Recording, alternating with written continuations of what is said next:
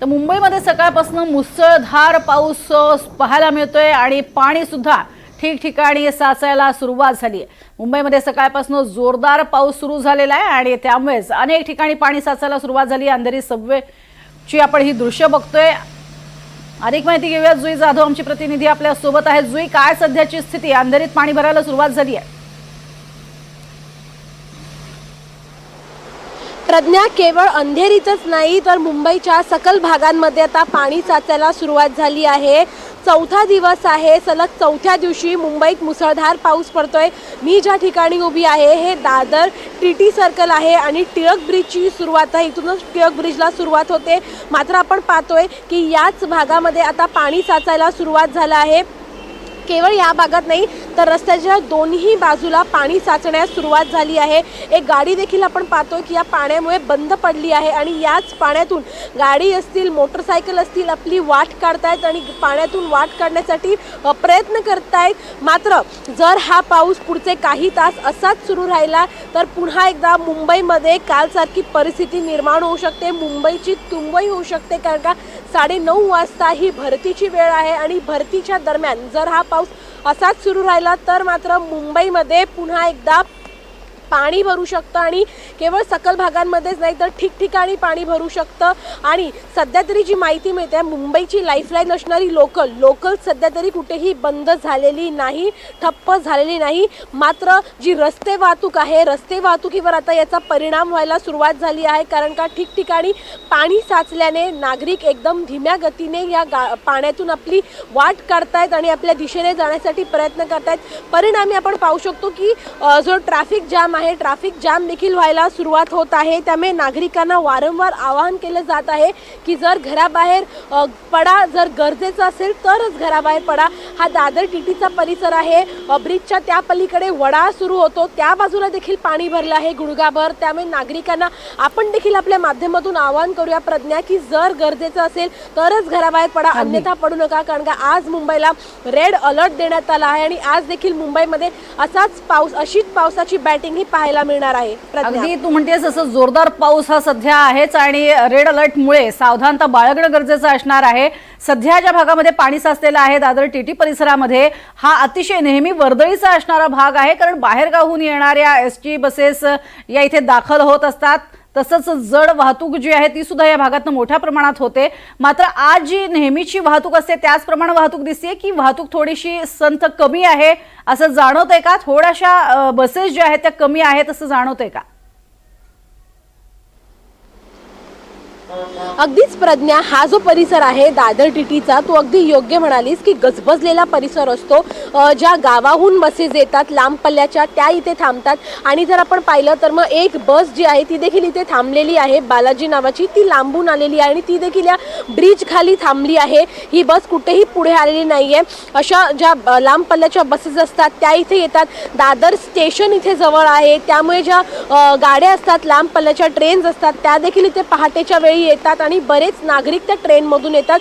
गर्दीचा गजबजलेला परिसर आहे। मात्र आताची जी आपण ही दृश्य पाहतोय तर गर्दी काहीशी कमी आहे। दादर टीटीचा जो हा सर्कल आहे तिथे सिग्नलला गाड्या देखील थांबलेल्या असतात। सकाळी भाजीवाले इथे असतात, कारण का भाजी मार्केट भरतं, त्यामुळे देखील ट्रॅफिक जाम होतो। मात्र आता आपण सकाळी पाहतोय की पाणी इथे साचल्यामुळे गाड्या धीम्या गतीने येतात, त्यामुळे वाहतूक कोंडी झाली आहे। मात्र जर आपण एरवीची दृश्य पाहिली आणि आताची दृश्य पाहिली तर मग गाड्या खूप कमी आहेत संख्येने, कारण का नागरिकांनी देखील सतर्कतेचा इशारा बाळगला आहे। नागरिक देखील सतर्क झाले आहेत, आपापल्या घरीच नागरिक थांबले आहेत। ज्यांना वर्क फ्रॉम होम करणं शक्य आहे त्यांनी वर्क फ्रॉम होम करणं स्वीकारलं आहे। आणि बसेस देखील जर आपण पाहिल्या तर मग बऱ्याच वेळेला इकडच्या ज्या बसेस आहेत त्या भरून असतात, भरलेल्या असतात। नागरिकांनी उभं राहायला जागा नसते BST बसमध्ये, कारण का सकाळच्या वेळेला सगळ्यांना कामावर जाण्याची घाई असते। मात्र आता जर आपण BST बसमधली परिस्थिती पाहिली तर नागरिक खूप कमी आहे, तुम्हाला बसायला देखील जागा मिळू शकते, इतकी कमी संख्या या बसमध्ये आहे। जर आता आपण पाहिलं तर मग ही एक 40 नंबरची बस आता येते जी वड्यावरून सुटलेली आहे। मात्र दिंडोशी बस स्थानकामधून ती सुटली आहे। आता जर आपण ही बस पाहिली तर ही बस पूर्णपणे रिकामी आहे। एरवी या ज्या बसेस असतात त्या तुडुंब भरलेल्या असतात, कारण का सकाळची वेळ आहे, नागरिकांना कामावर जाण्याची घाई असते। परंतु हळूहळू सगळ्या गाड्या या पाण्यातून वाट काढतायत। मात्र हळूहळू या गाड्या येत असल्यामुळे आपली वाट ह्या पाण्यातून शोधत असल्यामुळे वाहतूक कोंडी देखील झाली आहे। ही परळ अलिबाग जी एसटी आहे शिवशाही आहे ती देखील जात आहे, मात्र खूप कमी गर्दी या बसमध्ये आपल्याला दिसते।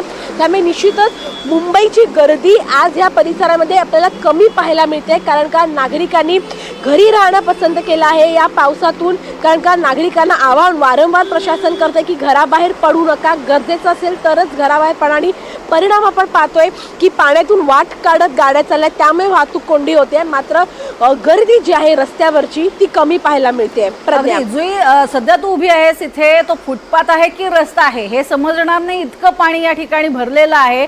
कालही मुसळधार या भागामध्ये पाऊस सुरू होता आणि त्याचा परिणाम या भागामध्ये आपल्याला पाहायला मिळतोय।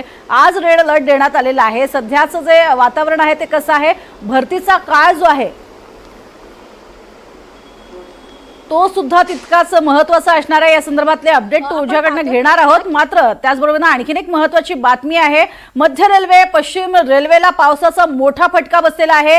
हार्बर मध्य रेल्वे 10 ते 15 मिनिटं उशिरानं धावत आहे, तर पश्चिम रेल्वेची लोकल वाहतूक जी आहे ती 5 ते 10 मिनिटं उशिरानं होतीये। सध्या कामावरती जाऊ इच्छिणारे अत्यावश्यक सेवेतले जे कर्मचारी आहेत त्यांच्यासाठीची अतिशय महत्त्वाची बातमी। मध्य रेल्वे पश्चिम रेल्वेला पावसाचा चांगलाच फटका बसलेला आहे। हार्बर मध्य रेल्वे सुरू आहेत, मात्र 10 ते 15 मिनिटं उशिरानं ते धावत आहेत, तर पश्चिम रेल्वेची लोकल वाहतूक सुद्धा 5 ते 10 मिनिटं उशिरानं आहे।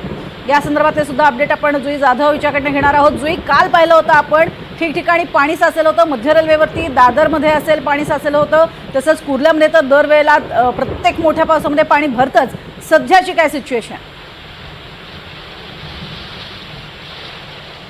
प्रज्ञा, जसं तू आता उल्लेख केलास की या पावसाचा फटका आता रेल्वे वाहतुकीवर देखील आपल्याला पाहायला मिळतोय, कारण का मध्य रेल्वे ही 15 ते 20 मिनिटं उशिराने आहे आणि पश्चिम रेल्वे ही 5 ते 10 मिनिटं उशिराने आहे।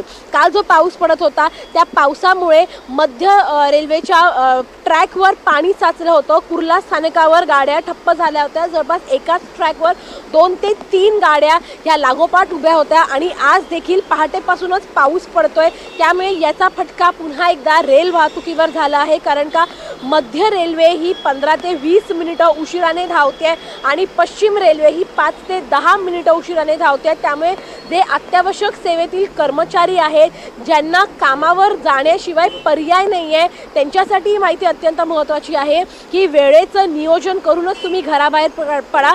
जसं रस्ते वाहतुकीवर याचा परिणाम झालेला आहे ठिकठिकाणी पाणी साचल्यामुळे, तसाच परिणाम आता रेल्वे वाहतुकीवर देखील होताना पाहायला मिळतोय, कारण का रेल्वे ही आता उशिराने धावायला सुरुवात झाली आहे। मात्र जर हा पाऊस पुढचे काही तास असाच राहिला, 9:30 वाजता भरती आहे तोपर्यंत जर हा पाऊस असाच राहिला तर रेल वाहतूक ठप्प होऊ शकते आणि एकदा रेल वाहतूक ठप्प झाली की मुंबई ठप्प होते असं सांगितलं जातं।